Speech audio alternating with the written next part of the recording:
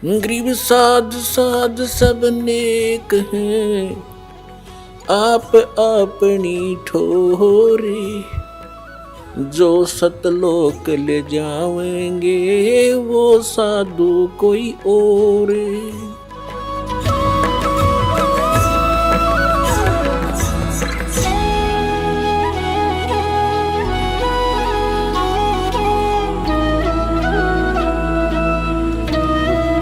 अब उसके बाद उसका जन्म हुआ। एक शेख तकी नाम का मुसलमान पीर था, राजा सिकंदर लोधी का। दिल्ली का बादशाह एक सिकंदर लोधी राजा हुआ है। वो बहलोल लोधी का पुत्र था। बहलोल लोधी नाम का एक राजा हुआ है, वो भी दिल्ली का बादशाह था। तो सिकंदर लोधी का वो धार्मिक गुरु था। सिकंदर लोधी को बहुत भयंकर रोग हो गया था, जलन का। कहीं पर भी जंतर से मंत्र से किसी ट्रीटमेंट से उसको कोई राहत नहीं मिली थी। तो परमात्मा कबीर जी के आशीर्वाद मात्र से सिकंदर लोधी स्वस्थ हो गया था। और उसके बाद वो परमेश्वर कबीर देव जी की बहुत इज्जत करता था, उनको बहुत आदर देता था।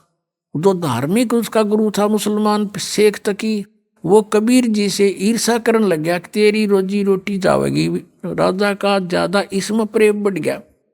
वजीर और फकीर आपस में ईर्षा करे बिना रहा ना करे, तो बहुत ज्यादा ईर्षा करने लग गया। उसने सोची कबीर जी को नीचा दिखाऊं, अब किसी तरह कबीर जी को राजा की दृष्टि से गिरा दूं इसको। ऐसे अवसर की खोज करने लगा। एक दिन राजा सिकंदर लोधी कबीर परमेश्वर जी को साथ लेकर काशी से लौट रहे थे, बनारस से दिल्ली आ रहे थे। शेख तकी भी साथ था। एक दरिया पर पड़ाव डाला रात्रि बिताने के लिए। तो उधर से शेख तकी ने अपना बेरुखी दिखाई राजा के प्रति। राजा ने कारण पूछा तो उसने बताया कि तूने तो अब मुसलमान की छोड़कर हिंदू गुरु बना लिया, सारे मुसलमानों को कह दूंगा राजा मुसलमान नहीं है, अब हिंदू हो गया है, ये काफिर हो गया है। राजा को पता था कि इसने एक बार मुसलमानों को कह दिया सब मेरे से विमुख हो जाएंगे, मेरा राज्य जाएगा, सब इसकी मुट्ठी में है। तभी सिकंदर लोधी शेख तकी को इसलिए साथ रखता था कि कम से कम इसका मुंह चुप रहे, ये ठीक रहा रहे और सब समाज मेरे साथ रहे मुसलमान। राजा को बड़ी चिंता हुई। परमेश्वर साथ थे अलग टेंट में। राजा से पूछा कि क्या कारण है, टेंशन किस बात की। सिकंदर लोधी ने सब कारण बता दिया। सिकंदर लोधी ने कहा कि इस प्रकार ईर्षा किए हुए है। कबीर जी बोले मैं वापस चला जाता हूं। अग नहीं, आप नहीं जा सकते, कुछ भी हो। फिर सिकंदर लोधी ने फिर कारण पूछा कि आप कैसे प्रसन्न होगे शेख तकी, कि मैं तब प्रसन्न होऊंगा जब तू जिसको भगवान कहता है, अल्लाह कहता है कबीर को, मेरे सामने कोई मुर्दा जीवित कर दे। क्योंकि सिकंदर लोधी ने स्वामी रामानंद जी जो कबीर परमेश्वर जी के गुरुजी थे, उन्होंने कोई ऐसा अपशब्द कह दिया था मुसलमानों के बारे में सिकंदर लोधी को, रामानंद जी ने। तो सिकंदर लोधी ने रामानंद जी की गर्दन काट दी थी। और वैसे लोगों की दृष्टि में, संसार की दृष्टि में तो कबीर जी के गुरुजी थे रामानंद, लेकिन रामानंद मानते थे कबीर जी को गुरुजी अपने हृदय से, लेकिन एक मर्यादा बनाए रखने के लिए वो गुरुजी बने हुए थे।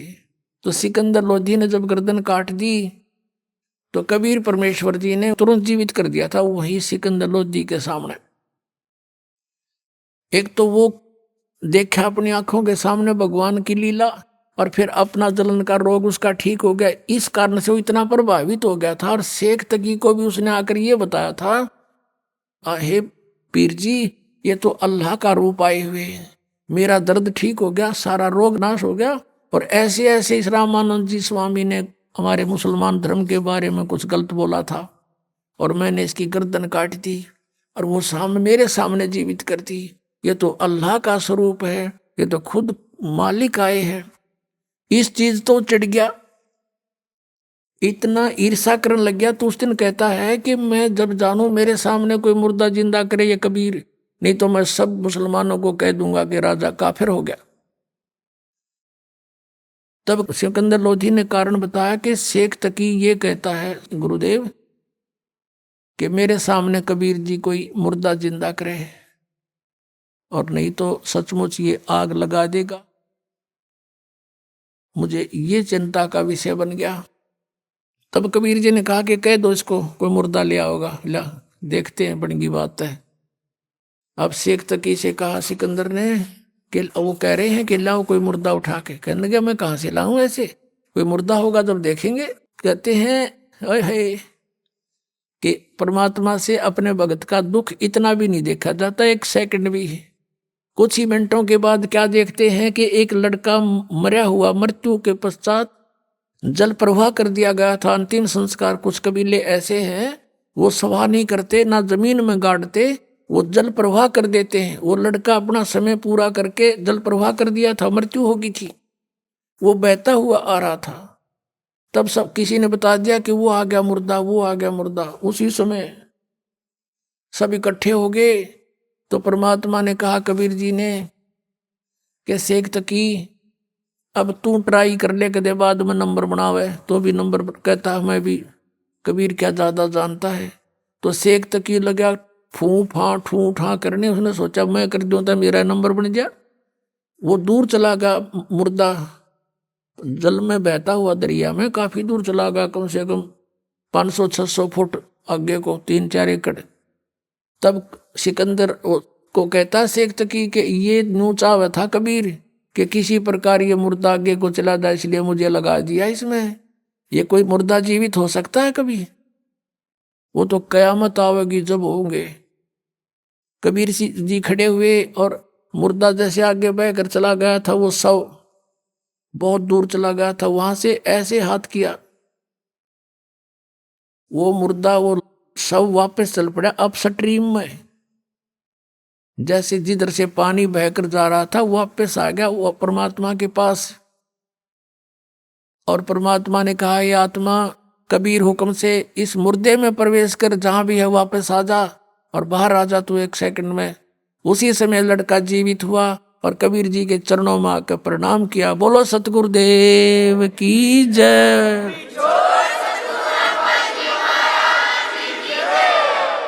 अब शेख तकी कहते दूने जो कहते हैं ना तेल पर छींटे लगे, उसके और ज्यादा ईर्षा बढ़ गई कि इसने जुल्म कर दिया, ये तो और ज्यादा हृदय में समा गया।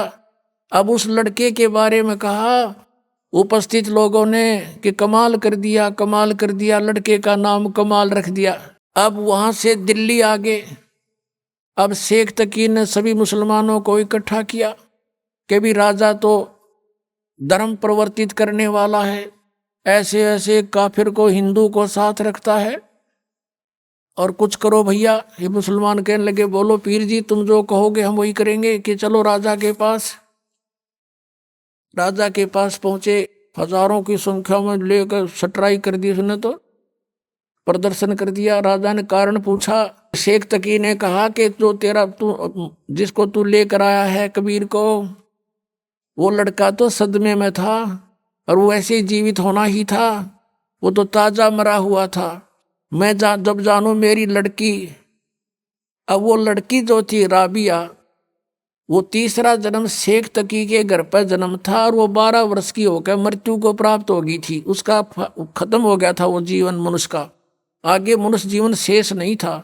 तो शेख तकी ने अपनी मुसलमान रीति से लड़की का अंतोष्टि कर रखी थी, कब्र में दबा रखी थी। तो सिकंदर लोधी से कहा शेख तकी ने कि मैं जब जानू मेरी बेटी ने जीवित कर दे, यू कबीर इज गॉड, मैं मान लूंगा इसको, और नहीं तो हम बगावत करेंगे। अब फिर टेंशन बना दी। परमात्मा अंतर्यामी थे, वो तो सारी फड़क निकालने के लिए तो गए हुए थे। कबीर जी ने पूछा परमेश्वर ने सिकंदर जी से कि क्या हो गया राजन, कुछ मायूस नजर आ रहे हो। राजा ने सारी अपनी समस्या बताई। अब कहते हैं अपने भगत का दुख भगवान देख नहीं सकता। कहने लगा भी ठीक है, इसको कह दो शेख तकी को आज से तीसरे दिन वह लड़की जीवित होएगी और आसपास डंडोरा पिटवा दो, प्रचार करवा दे राजा तू, ताकि कदे 10-20 का मैं ना मानना यूं सारा संसार देख ले। आसपास के बुनियादी मुनादी करा दी कि मुर्दा जीवित किया जाएगा। कबीर नाम के संत आ रहे हैं, बड़े महापुरुष पहुंचे हुए हैं। सिकंदर लोधी के जलन का रोग भी उन्होंने ठीक किया, क्योंकि राजा का रोग था, सबको चिंता थी। और वो स्वस्थ हुआ तो सब चर्चा का विषय हुए थे कि वही संत आए या वही आए जिन्होंने सिकंदर लोधी का रोग नाश किया। कहाँ वही आए। हजारों की संख्या में व्यक्ति वहां इकट्ठे हो गए। उस निश्चित समय पर कब्र को फुड़वा दिया गया। राजा भी उपस्थित है, सब मुसलमान भी हिंदू भी पता नहीं कितने को वहां इकट्ठे हो गए। और लड़की का शव कब्र के अंदर है। तब परमेश्वर ने कहा कि शेख तकी अब तू कर ले कोशिश, कर दे फिर नंबर बनावे। तो और उपस्थित जन कहने लगे जी जय शेख तकी के पास कोई जंतर मंत्र होता, अपनी बेटी ने कौन मरण दे, ये तो पहले ही कर लेता, आप ही करो कुछ। अब परमात्मा ने कहा कबीर जी ने कि हे शेख तकी की बेटी जीवित हो जा। वह जीवित ना हुई। दूसरी बार फिर कहा कि हे शेख तकी की बेटी जीवित हो जा, नहीं जीवित हुई। तो शेख तकी ने भंगड़ा पा दिया, नाचे कूद, देखो पकड़ा गया ढोंगी का ढोंग, देखो देखो कुछ नहीं हो सकता इससे। तीसरी बार परमात्मा ने फिर कहा, वह नहीं जीवित हुई। तब परमेश्वर ने कहा कि शेख तकी थोड़ी शांति रख, अखोरी शांति, पकड़ा गया तेरा ढोंग, देखो पाखड़ देखो पाखड़। तब परमात्मा ने कहा हे जीवात्मा जहां भी है तू, कबीर हुक्म से वापस आ, प्रवेश कर बेटी के शरीर में बाहर आ जा। 2 सेकंड में सारा शरीर कंपने लगा। लड़की उठ के परमात्मा के चरणों में दंडवत प्रणाम किया। बोलो सतगुरुदेव।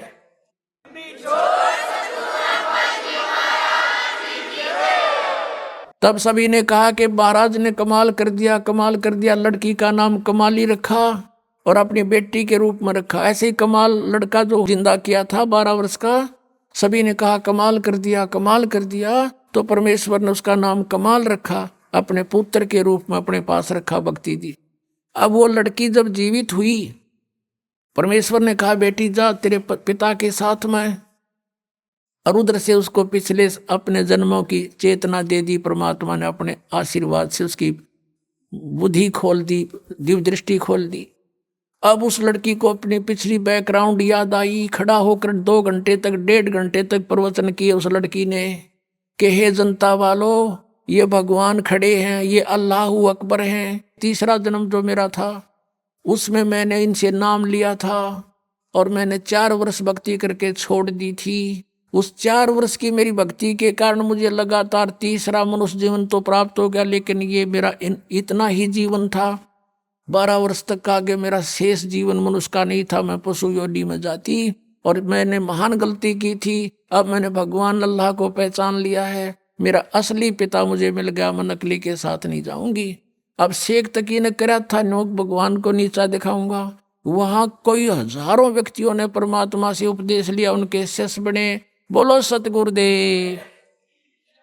कहते हैं सतगुरु संगत छोड़ के चाहे लाख वर्ष जप कीन, इंद्री कर्म ना मोक्ष हुआ फिर काल के अधीन। उस आत्मा का फिर उद्धार हुआ जो भगवान के पुनर्चरणा मांगी। बोलो सतगुरुदेव।